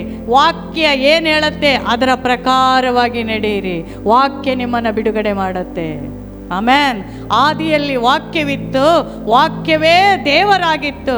ಆ ದೇವರೇ ನರಾವತಾರ ಎತ್ತಿ ನಮ್ಮ ಮಧ್ಯದಲ್ಲಿ ಬಂದಂಥ ಯೇಸು ಆಗಿದ್ದಾರೆ. ಆ ಯೇಸು ಎಂಬ ವಾಕ್ಯಕ್ಕೆ ನೀವು ಬೆಲೆ ಕೊಡೋದಾದರೆ ನಿಮ್ಮ ಜೀವಿತವನ್ನು ದೇವರು ಕಟ್ಟಿಕೊಡುವವನಾಗಿದ್ದಾನೆ. ಆಮೇನ್. ಹಲ್ಲೆಲೂಯಾ. ಇವತ್ತು ವಾಕ್ಯ ಯಾರು ಪಾಲಿಸೋದಿಲ್ಲ. ನಿಮಗೆ ಗೊತ್ತಾ, ಕೆಲವರೆಲ್ಲ ಬೇರೆ ಬೇರೆ ಭಾಗಗಳಿಂದ ರಕ್ಷಣೆಯನ್ನು ಹೊಂದುತ್ತಾರೆ. ನೋಡಿ, ಕೆಲವು ಒಳ್ಳೆ ಬ್ಯಾಕ್ಗ್ರೌಂಡ್ ಇರುವಂಥ ಕೆಲವು ಕುಟುಂಬಗಳಲ್ಲಿ ಒಬ್ಬರು ರಕ್ಷಣೆ ಹೊಂದ್ತಾರೆ. ನೀವು ಅಬ್ಸರ್ವ್ ಮಾಡಿ ನೋಡ್ರಿ, ಒಬ್ಬರು ರಕ್ಷಣೆ ಹೊಂದಿದ ನಂತರ ಅವ್ರು ಚೆನ್ನಾಗಿ ಸ್ವಲ್ಪ ಒಂದು 4-5 ವರ್ಷ ಆದಮೇಲೆ ಅವರ ಫ್ಯಾಮಿಲಿಯವರೆಲ್ಲ ರಕ್ಷಣೆ ಹೊಂದಿದ್ರೆ ಅವ್ರು ದೇವರನ್ನು ನೋಡಲ್ಲ, ಆ ಮೊದಲು ರಕ್ಷಣೆ ಹೊಂದಿದ ವ್ಯಕ್ತಿಯನ್ನೇ ನೋಡೋದು. ಆಮೇಲೆ ಅವ್ರು ಏನು ಹೇಳ್ತಾರೆ ಹಂಗೆ ಕೇಳೋದು. ಆಮೇಲೆ ಹಲ್ಲೆಲೂಯಾ. ಕೆಲವರು ರಕ್ಷಣೆ ಹೊಂದುವ ಮೊದಲು ಎಲ್ಲೆಲ್ಲೋ ಆರಾಧನೆಗೆ ಹೋಗ್ತಾರೆ. ರಕ್ಷಣೆ ಹೊಂದಿದ ಮೇಲೆ ಸಭೆಗೆ ಬರ್ತಾರೆ. ಏನು ವ್ಯತ್ಯಾಸ ಇಲ್ಲ, ಅಡ್ರೆಸ್ ಮಾತ್ರ ಚೇಂಜ್. ಅಡ್ರೆಸ್ ಅಲ್ಲಿ ಹೋಗ್ತಿದ್ರು, ಇಲ್ಲಿ ಬರ್ತಾ ಇದ್ರು ಅಷ್ಟೇ. ಸ್ವಭಾವ ಬದಲಾವಣೆ ಇಲ್ಲ, ಆಲೋಚನೆಗಳ ಬದಲಾವಣೆ ಇಲ್ಲ, ದೇವರ ವಾಕ್ಯದಲ್ಲಿ ಬದಲಾವಣೆ ಇಲ್ಲ. ಇದ್ದವರು ಸ್ಟ್ರಾಂಗ್ ಆಗಿ ನಿಲ್ತಾರೆ, ಇಲ್ಲದವರು ಹೊರಟೋಗ್ತಾರೆ. ಆಮೆನ್. ಹಲ್ಲೆಲೂಯಾ. ಸೇಮ್ ಅವ್ವಳ ಮಾತನ್ನ ಕೇಳಿ ಆದಾಮನು ಹಣ್ಣನ್ನ ತಿಂದ ಪ್ರಕಾರ ನಾವು ಯಾರದ್ದೋ ಮಾತು ಕೇಳ್ಕೊಂಡು ಹೋಗ್ತೀವಿ. ನೋ, ದೇವರು ಏನು ಹೇಳ್ತಾನೆ, ದೇವರ ಶಬ್ದಕ್ಕೆ ನಾವು ಕಿವಿಗೊಡುವವರಾಗಿರಬೇಕು. ಆಮೆನ್. ನಾವು ಯಾರ ಶಬ್ದಕ್ಕೆ ಕಿವಿಗೊಡಬೇಕು? ದೇವರ ಶಬ್ದಕ್ಕೆ ನಾವು ಕಿವಿಗೊಡುವವರಾಗಿರಬೇಕು. ದೇವರು ನಮಗೆ ಇಂಪಾರ್ಟೆಂಟು. ನೆನೆಸ್ಕೊಳ್ರಿ, ನಮ್ಮ ದೇವರು ದೊಡ್ಡ ದೇವರಾಗಿದ್ದಾರೆ. ಆತನನ್ನು ಅನುಸರಿಸುವವರು ಅವರು ಮರಣದಲ್ಲಿದ್ದರೂ ಜೀವವನ್ನು ಹೊಂದುವವರಾಗಿದ್ದಾರೆ. ನಾಶನ ಮಾರ್ಗದಲ್ಲಿದ್ದರೂ ಅವರನ್ನು ಉಳಿಸುವವನಾಗಿದ್ದಾನೆ. ಆಮೆನ್. ಹಲ್ಲೆಲೂಯಾ. ಹಲ್ಲೆಲೂಯಾ. ಕೊನೆಯದಾಗಿ ದೇವ್ರ ಮಾತು ಕೇಳದವರು ಸತ್ಯವೇದದಲ್ಲಿ ಯಾರಿದ್ದಾರೆ? ಆಮೆನ್. ದೇವ್ರು ಹೇಳಿದ್ದಕ್ಕೆ ಚಾಚು ತಪ್ಪದೆ ಮಾಡಿದಂತಹ 1000 ಉದಾಹರಣೆಗಳು ಬೈಬಲಲ್ಲಿ ಸಿಗಬಹುದು. ಆಮೆನ್. ನಾನು ಒಂದನ್ನು ನಿಮಗೆ ಪರಿಚಯಿಸ್ತೀನಿ. ಇಷ್ಟರೊಳಗೆ 3 ಕೇಳಿದ್ರ? ಒಂದು, ಯೋನನ ಸ್ವಂತ ಆಲೋಚನೆ ಪ್ರಕಾರ ದೇವ್ರ ಮಾತು ಕೇಳಲಿಲ್ಲ. ಎರಡನೇದಾಗಿ ಸೈತಾನನ ಮಾತು ಕೇಳಿ ಅವಳು ಹಣ್ಣಿಗೆ ಆಸೆ ಪಟ್ಟಳು. ಮೂರನೇದಾಗಿ ಸಂಬಂಧಿಗಳಾದ ಹೆಂಡತಿಯ ಮಾತು ಕೇಳಿ ಆದಾಮನು ಅದಕ್ಕೆ ಕಟ್ಟು ಬಿದ್ದ, ಕಳ್ಕೊಂಡ. ದೇವರ ಆಶೀರ್ವಾದ ಇವರೆಲ್ಲ ಕಳ್ಕೊಂಡ್ರು. ಆಮೆನ್. ದೇವರು ಇಟ್ಟಂತ ಒಡಂಬಡಿಕೆಯನ್ನು ಕಳ್ಕೊಂಡ್ರು, ಆಸೆ ಬಿದ್ದು ಎಲ್ಲವನ್ನ ನಷ್ಟ ಪಡ್ಕೊಂಡ್ರು.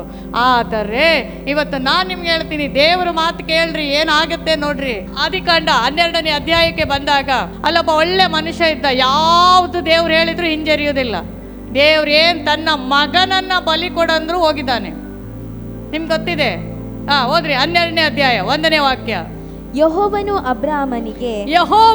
ಅಬ್ರಹಾಮನಿಗೆ ನೀನು ಸ್ವದೇಶವನ್ನು ಬಂಧು ಬಳಗವನ್ನು ತಂದೆಯ ಮನೆಯನ್ನು ಬಿಟ್ಟು ನಾನು ತೋರಿಸುವ ದೇಶಕ್ಕೆ ಹೊರಟು ಹೋಗು. ನಾನು ನಿನ್ನನ್ನು ದೊಡ್ಡ ಜನಾಂಗವಾಗುವಂತೆ ಮಾಡಿ ಆಶೀರ್ವದಿಸಿ ನಿನ್ನ ಹೆಸರನ್ನು ಪ್ರಖ್ಯಾತಿಗೆ ತರುವೆನು. ನೀನು ಆಶೀರ್ವಾದ ನಿಧಿಯಾಗುವಿ. ನಿನ್ನನ್ನು ಹರಿಸುವವರನ್ನು ಹರಿಸುವೆನು, ನಿನ್ನನ್ನು ಶಪಿಸುವವರನ್ನು ಶಪಿಸುವೆನು. ನಿನ್ನ ಮೂಲಕ ಭೂಲೋಕದ ಎಲ್ಲಾ ಕುಲದವರಿಗೂ ಆಶೀರ್ವಾದ ಉಂಟಾಗುವುದು ಎಂದು ಹೇಳಿದನು. ಹಲ್ಲೆಲೂಯಾ. ಹಲ್ಲೆಲೂಯಾ. ಹಲ್ಲೆಲೂಯಾ. ಅಬ್ರಹಾಮನಿಗೆ ದೇವರು ಹೇಳ್ತಾನೆ, ಅವನೊಂದು ವಿಗ್ರಹ ಕೆತ್ತುವಂತ ಜನಾಂಗದ ಕುಟುಂಬದಲ್ಲಿ ಬಂದವನಾದ್ರೂ ಕೂಡ ದೇವರು ಅವನನ್ನ ಕರೆದು ಹೇಳ್ತಾನೆ, ಅಬ್ರಹಾಮನೇ, ನೀನು ತಂದೆಯ ಮನೆಯನ್ನ ಸ್ವದೇಶವನ್ನ ಬಿಟ್ಟು ನಾನು ತೋರಿಸುವ ದೇಶಕ್ಕೆ ಹೋಗು. ಎಷ್ಟು ಜನ ಇವತ್ತು ಸಿದ್ಧರಿದ್ದೀರಾ? ದೇವ್ರು ಹೇಳ್ತಾನೆ, ನೀನು ಇಂತಲ್ಲಿಗೆ ಹೋಗು, ಸುವಾರ್ತೆ ಸಾರಂದ್ರೆ ಸಾರೋದಿಲ್ಲ. ದೇವರೇ ಬಹಳ ಕಷ್ಟ, ಇವರೇ ದೇವ್ರಿಗೆ ಉತ್ತರ ಕೊಡೋದು. ಹಲ್ಲೆಲೂಯಾ. ದೇವರು ಪ್ರಾರ್ಥನೆ ಮಾಡು ಅಂತ ಹೇಳಿದ್ರೆ, ದೇವರೇ ನನ್ಗೆ ಇವತ್ತು ಪ್ರೇಯರ್ ಮಾಡೋಕ್ಕಾಗಲ್ಲ, ದೇವರಿಗೆ ಆನ್ಸರ್ ಕೊಡೋದು. ಅಬ್ರಹಾಮನಿಗೆ ದೇವ್ರು ಹೇಳಿದ್ರು, ನೀನು ಸ್ವಂತ ಜಾಗ, ಸ್ವಂತ ಮನೆ, ಸ್ವಂತದೆಲ್ಲ ಬಿಟ್ಟು ನನ್ನ ಜೊತೆ ಬಾ, ನಾನು ತೋರಿಸ್ತೀನಿ, ಆ ದೇಶಕ್ಕೆ ನೀನು ಹೋಗು, ನಿನ್ನನ್ನು ದೊಡ್ಡ ಜನಾಂಗವಾಗಿ ನಾನು ಮಾಡ್ತೇನೆ ಅಂತ ಹೇಳಿದಾಗ ಅಬ್ರಹಾಮನು ಮರು ಮಾತನಾಡಲಿಲ್ಲ. ಆತನು ದೇವರ ಮಾತಿಗೆ ಕಟ್ಟು ಬಿದ್ದು ನೇರವಾಗಿ ದೇವರು ಹೇಳಿದ ಹಾಗೆ ಹೋದ. ಇವತ್ತಿಗೂ ಭೂಮಿಯ ಮೇಲೆ ಅಬ್ರಹಾಮನ ಸಂತತಿ ಉಂಟು. ಆಮೆನ್. ಅಬ್ರಹಾಮನನ್ನ ದೊಡ್ಡ ನಿಧಿಯಾಗಿ ದೇವರು ಮಾಡಿದ. ದೇವ್ರು ಯಾರನ್ನಾದ್ರೂ ಕರೆದು ನಿನ್ನ ಹತ್ರ ಬಾ, ನಿನ್ನನ್ನು ಅಂಡಮಾನ್ ನಿಕೋಬಾರಿಗೆ ಕರ್ಕೊಂಡು ಹೋಗ್ತೀನಿ ಅಂದ್ರೆ ಹೋಗ್ತೀರಾ? ಈ ದೇವ್ರು ಹೇಳಿದ್ದಲ್ಲ, ಇದು ಸೈತಾನ್ ಹೇಳದಂತೀರಿ. ನಿಮ್ಗೆ ಒಳ್ಳೇದು ಆಗೋದಾದ್ರೆ ದೇವ್ರು ಹೇಳಿದ್ದು, ನಿಮ್ಗೇನಾದ್ರೂ ಅದರಲ್ಲಿ ಕಷ್ಟ ಇರೋದಾದ್ರೆ ಇದು ದೇವ್ರು ಹೇಳಿದ್ದಲ್ಲ. ಆಮೇಲೆ ಇವತ್ತು ದೇವರಿಗೆ ಟಾರ್ಚ್ ಹಿಡಿಯುವ ಜನ ನಮ್ಮಲ್ಲಿದ್ದಾರೆ. ಅಬ್ರಹಾಮನು ಅವರ ಮಾತಿಗೆ ಕಟ್ಟು ಬಿದ್ದು ನೇರವಾಗಿ ಹೋದ. ಕಷ್ಟ ಅಲ್ಲಿ ಏನಾಗುತ್ತೆ, ಅಲ್ಲಿ ದುಡ್ಡಿದೆಯಾ ದುಡ್ಡಿಲ್ವಾ, ಊಟ ಇದೆಯಾ ಊಟ ಇಲ್ವಾ, ಏನು ಯೋಚಿಸ್ಲಿಲ್ಲ. ಅಬ್ರಹಾಮನಿಗೆ ಏನು ಹೇಳಿದ್ರು ಅದನ್ನು ಮಾಡಿದ್ರು. ಇವತ್ತು ಯಾರು ಮಾಡೋದಿಲ್ಲ ರೀ, ಯಾರು ಮಾಡೋದಿಲ್ಲ. ಇವತ್ತು ಏನಾಗಿದೆ ಗೊತ್ತಾ, ಕೇವಲ ಯೇಸು ಬಾಯಲ್ಲಿ ಮಾತ್ರ, ಬಾಯಲ್ಲಿ ಯೇಸು. ಒಂದು ಪ್ರೇಯರ್ ಕೊಟ್ರೆ ನೋಡ್ಬೇಕು, ಅಯ್ಯೋ ಎಂತಹ ಪ್ರಾರ್ಥನಾ ವೀರರ ಹಾಗೆ ಮಾಡ್ತಾರೆ. ದೇವರು ಇಲ್ಲಿಂದ ತೆಗೆದು ಆಚೆ ಹೋಗಂದ್ರೆ ಹೋಗ್ಲಿಕ್ಕೆ ರೆಡಿ ಇಲ್ಲ. ಸ್ಟ್ಯಾಂಡ್ ಆಗಿ ಒಂದು ಜಾಗದಲ್ಲಿ ನಿಂತ್ರೆ ಮತ್ತೆ ಅಲ್ಲಿಂದ ಹೋಗ್ಲಿಕ್ಕೆ ಅವ್ರಿಗೆ ಇಷ್ಟ ಆಗೋದಿಲ್ಲ. ಬಡತನ, ಈಗ ಯೇಸು ಸ್ವಾಮಿ ನಂಬುವವರಿಗೆ ಬಡತನ ಇಷ್ಟ ಇಲ್ಲ, ರೋಗ ಇಷ್ಟ ಇಲ್ಲ. ಆಮೇನ್.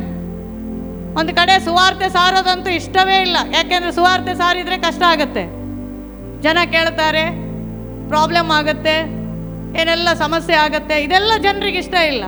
ಏನಿದ್ರು ಯೇಸು ಸ್ವಾಮಿ ಹೆಸರು ಹೇಳ್ಕೊಂಡು ಇವ್ರು ಬದುಕಬೇಕು ಅಷ್ಟೇ. ಅದಲ್ಲ, ದೇವರ ಮಾತನ್ನ ಕೇಳಿ ಹೊರಟು ಹೋದ ಅಬ್ರಹಾಮನನ್ನ ದೇವರು ದೊಡ್ಡ ಜನಾಂಗವಾಗಿ ಮಾರ್ಪಡಿಸಿದ್ರು. ದೇವರ ಮಾತನ್ನ ಕೇಳಿದಂಥ ಅಬ್ರಹಾಮನು ಕೂಡ ತನ್ನ ಮಗ, ಎಷ್ಟೋ ವರ್ಷಗಳ ಕಾಲದ ನಂತರ ಹುಟ್ಟಿದಂಥ ಮಗನನ್ನ ಬಲಿ ಕೊಡಬೇಕು ಅಂತ ದೇವರು ಕೇಳಿದಾಗ್ಲೂ ಕೂಡ ಆ ಬಲಿ ಯಜ್ಞ ಅರ್ಪಿಸ್ಲಿಕ್ಕೆ ಅಬ್ರಹಾಮನು ಇಸಾಕನನ್ನ ಕರ್ಕೊಂಡು ಹೋದ. ಆದ್ರೆ ಅಬ್ರಹಾಮನ ಅಲ್ಲಿ ಆ ಯಜ್ಞ ಅರ್ಪಿಸ್ಲಿಕ್ಕೆ ದೇವ್ರು ಬಿಡ್ಲಿಲ್ಲ. ನಿನ್ನನ್ನು ಟೆಸ್ಟ್ ಮಾಡ್ತಾನೆ ಅಷ್ಟೇ. ಆ ಟೆಸ್ಟಲ್ಲೇ ನೀನು ಫೇಲು, ಟೆಸ್ಟೇ ಬರೆಯಲ್ಲ, ಮಾರ್ಕ್ ಎಲ್ಲಿ ಸಿಗುತ್ತೆ? ಟೆಸ್ಟೇ ಬರೆಯಲ್ಲ ನಾವು. ಅಬ್ರಹಾಮನಿಗೆ ಟೆಸ್ಟ್ ಕೊಟ್ಟರು, ಬರೀಲಿಕ್ಕೆ ಹೋದ, ಬರ್ದ. ಆಮೇನ್. ಆ ಬರೆಯೋ ಮೂಮೆಂಟಲ್ಲಿ ದೇವ್ರು ರಿಸಲ್ಟ್ ಕೊಟ್ಟರು, ಔಟ್ ಆಫ್ ಔಟ್. ನಮಗೆ ಟೆಸ್ಟ್ ಕೊಟ್ಟಿದ್ದಾರೆ, ಟೆಸ್ಟ್ ಬೇಡ, ನಮಗೆ ಆಶೀರ್ವಾದ ಮಾತ್ರ ಬೇಕು, ಕಷ್ಟ ಬೇಡ.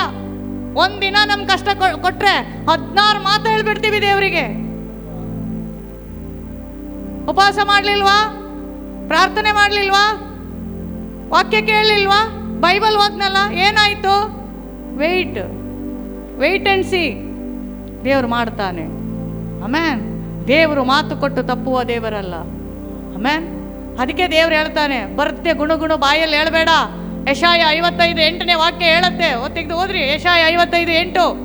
ಯೆಹೋವನು ಹೀಗನ್ನುತ್ತಾನೆ, ನನ್ನ ಆಲೋಚನೆಗಳು ನಿಮ್ಮ ಆಲೋಚನೆಗಳಲ್ಲ, ಅಲ್ಲ, ನಿಮ್ಮ ಮಾರ್ಗಗಳು ನನ್ನ ಮಾರ್ಗಗಳಲ್ಲ, ಅಲ್ಲ. ಭೂಮಿಯ ಮೇಲೆ ಆಕಾಶವು ಎಷ್ಟೋ ಉನ್ನತವೋ, ಭೂಮಿಯ ಮೇಲೆ ಆಕಾಶವು ಎಷ್ಟು ಉನ್ನತವೋ, ನಿಮ್ಮ ಮಾರ್ಗಗಳಿಗಿಂತ ನನ್ನ ಮಾರ್ಗಗಳು, ನಿಮ್ಮ ಆಲೋಚನೆಗಳಿಗಿಂತ ನನ್ನ ಆಲೋಚನೆಗಳು ಅಷ್ಟು ಉನ್ನತವಾಗಿದೆ. ಎಣಿಸೋದು ಏನ್ ಗೊತ್ತಾ, ಸಣ್ಣದು ಕೇಳ್ತಾ ಇರೋದು, ದೇವ್ರ ಆಲೋಚನೆ ದೊಡ್ಡದು ಕೊಡಬೇಕು ಅಂತ. ಆಮೇನ್. ನಿನ್ನ ಆಲೋಚನೆ ಏನೋ ಚಿಕ್ಕದು ಕೇಳ್ತಾ ಇರ್ತಿ. ದೇವ್ರಿಗೆ ಆಸೆ, ನನ್ನ ಮಗ ನನ್ನ ಮಗಳು ದೊಡ್ಡದ್ರಲ್ಲಿ ಇರಬೇಕು ಅಂತ. ನಿನ್ನ ಮಗಳಿಗೆ ವಿದ್ಯಾಭ್ಯಾಸ ಮಾಡಿ, ಮಗನಿಗೆ ವಿದ್ಯಾಭ್ಯಾಸ ಮಾಡಿ ನೀನು ಕೇಳ್ತಿ, ದೇವ್ರೇ ಎಲ್ಲಾದ್ರೂ ಒಂದು 15,000 ಸಂಬಳ ಸಿಕ್ಕಿದ್ರೆ ಸಾಕಿತ್ತು ಅಂತ.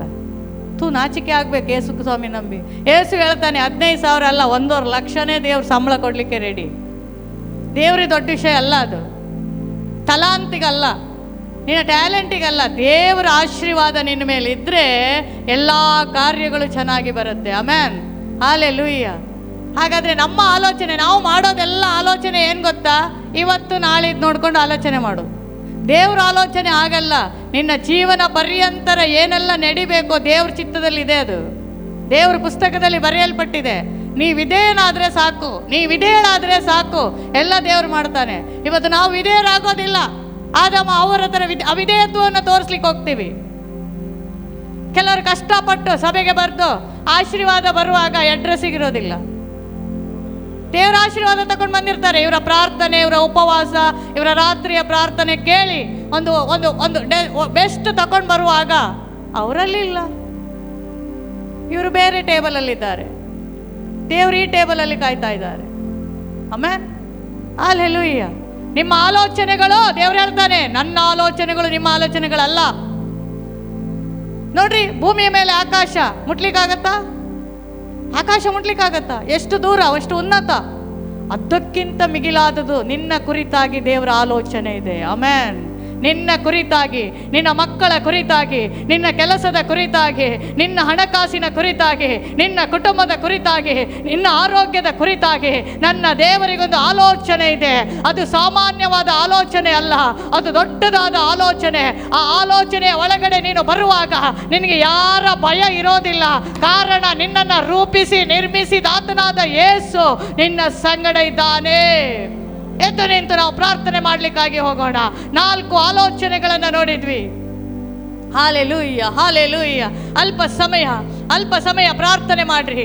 ದೇವರೇ, ಈ ಒಂದು ಬೆಳಗಿನ ಜಾವದಲ್ಲಿ ಒಬ್ಬನ ಆಲೋಚನೆ, ಸ್ವಂತ ಆಲೋಚನೆ ಬರಬಾರದು. ಸೈತಾನನ ಆಲೋಚನೆ ನನ್ನ ಕುಟುಂಬದಲ್ಲಿ ಬರಬಾರದು. ಸಂಬಂಧಿಕರ ಆಲೋಚನೆಗಳು ನನ್ನ ಕುಟುಂಬದಲ್ಲಿ ಬರಬಾರದು. ನಿನ್ನ ಆಲೋಚನೆ ನನ್ನ ಕುಟುಂಬದಲ್ಲಿ ಬರಬೇಕು ಎನ್ನುವುದಾಗಿ, ನಿನ್ನ ಆಲೋಚನೆ ನನ್ನ ಮಕ್ಕಳಲ್ಲಿ ಬರಬೇಕು, ನಿನ್ನ ಆಲೋಚನೆ ನನ್ನ ಹಣಕಾಸಲ್ಲಿ ಬರಬೇಕು, ನಾನು ಮಾಡುವ ಕೆಲಸದಲ್ಲಿ ನಿನ್ನ ಆಲೋಚನೆ ಬರಬೇಕು, ನಾನು ಮಾಡುವಂತ ದೇವರ ಕಾರ್ಯಗಳಲ್ಲಿ ನಿನ್ನ ಆಲೋಚನೆ ಬರಬೇಕೆನ್ನುವುದಾಗಿ ಒಂದು ನಿಮಿಷ ನಾವು ಪ್ರಾರ್ಥನೆ ಮಾಡ್ರಿ. ಬಿಟ್ಟು ಕೊಡಬೇಡ್ರಿ, ಪ್ರಾರ್ಥನೆ ಮಾಡ್ರಿ. ಅಲ್ಪ ನಿಮಿಷ ನಾವು ಸ್ತೋತ್ರ ಮಾಡೋಣ ದೇವರ ಆಲೋಚನೆಯನ್ನ ನಮ್ಮ ಜೀವಿತದಲ್ಲಿ ಬರೋದಕ್ಕಾಗಿ. Thank you lord, thank you lord, thank you lord, thank you lord. ಯೇಸುವಿನ ನಾಮದಲ್ಲಿ ಎಲ್ಲ ಸೈತಾನನ ಆಲೋಚನೆಗಳು ದೇವರೇ ಬಿಟ್ಟು ಹೋಗಲಿ. ದೇವರೇ, ಎಲ್ಲ ಕರ್ತನೆ ದುಷ್ಟನ ಆಲೋಚನೆಗಳು ಬಿಟ್ಟು ಹೋಗಲಿ ಯೇಸುವಿನ ನಾಮದಲ್ಲಿ. ಜನರನ್ನ ಕರ್ತನೆ ಪದೇ ಪದೇ ವಂಚನೆ ಮಾಡುವ ಆ ದುಷ್ಟನ ಆಲೋಚನೆಗಳು, ಜನರ ಕುಟುಂಬದಲ್ಲಿ ಕಾರ್ಯ ಮಾಡುವಂತ ಸೈತಾನನ ಆಲೋಚನೆಗಳು ಯೇಸುವಿನ ನಾಮದಲ್ಲಿ ನಿಷ್ಫಲವಾಗಲಿ. Thank you lord. ದೇವರ ವಾಗ್ದಾನ ನಿಮ್ಮ ಜೀವಿತದಲ್ಲಿ ನೆರವೇರಲಿ. ಪ್ರಾರ್ಥನೆ ಮಾಡೋಣ. ಒಂದು ನಿಮಿಷ ಕಣ್ಣುಗಳನ್ನು ಮುಚ್ಚಿರುವಾಗ ಸೇವಕರು ಮುಂದೆ ಬಂದು ಕೇಳಲ್ಪಟ್ಟ ವಾಕ್ಯ ನಿಮ್ಮ ಜೀವಿತದಲ್ಲಿ ನೆರವೇರುವುದಕ್ಕಾಗಿ ಇವತ್ತು ನೀವು ಸುಮ್ಮನೆ ಬರಲಿಲ್ಲ, ಒಂದು ಆಶೀರ್ವಾದದೊಟ್ಟಿಗೆ ಹಿಂತಿರುಗ್ತಾ ಇದ್ದೀರಿ. ದೇವರ ಆಲೋಚನೆ ನಿಮ್ಮ ಕುಟುಂಬದಲ್ಲಿ ಬರ್ತಾ ಇದೆ, ದೇವರ ವಾಗ್ದಾನಗಳು ನೆರವೇರ್ತಾ ಇದೆ, ದೇವರು ನಿಮ್ಮ ವಿಷಯದಲ್ಲಿ ಕೈಗೆತ್ತಿಕೊಂಡಿದ್ದಾರೆ.